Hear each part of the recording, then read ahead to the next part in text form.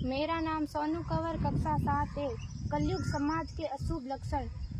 कुटुंब कम हुआ, संबंध कम हुआ, प्रेम कम हुआ, मर्यादा कम हुई, लाज लज्जा कम हुई, विनम्रता कम हुई, समर्पण कम हुए, पुस्तक वाचन कम हुआ, खान पान की शुद्धता कम हुई, बाल कम हुए, कपड़े कम हुए, नींद कम हुई, घी मक्खन कम हुआ, पीतल तांबे के बर्तन कम हुए, भाई भाई का प्रेम कम हुआ, सत्य कम हुआ, अतिथि कम हुए, धैर्य कम हुआ, श्रद्धा और विश्वास कम हुआ, बड़ों का सम्मान कम हुआ और भी बहुत कुछ कम हुआ जिससे जीवन सहज था, सरल था। संतान को दोष न दे।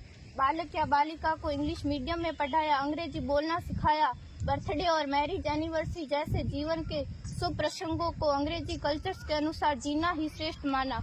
माता पिता को मम्मी डैड कहना सिखाया। जब अंग्रेजी कल्चर से परिपूर्ण बालक या बालिका बड़ा होकर आपको समय नहीं देता, आपकी भावनाओं को नहीं समझता, आपको तुच्छ मानकर आपसे जुबान लड़ाता, जब आपको बच्चे में कोई संस्कार नजर नहीं आता, तब घर के वातावरण को गमगीन किए बिना, संतान को दोष दिए बिना एकांत में जाकर रो लीजिएगा, क्योंकि पुत्र या पुत्री की पहली वर्षगांठ से ही भारतीय संस्कारों के बजाय मंदिर जाने के बजाय केक कैसे काटा जाता है, यह सिखाने वाले आप और अम्मी है। जब बच्चा पहली बार घर से बाहर निकलता है तो प्रणाम और आशीर्वाद के बदले बाय बाय कहना सिखाने वाले आप और अम्मी है।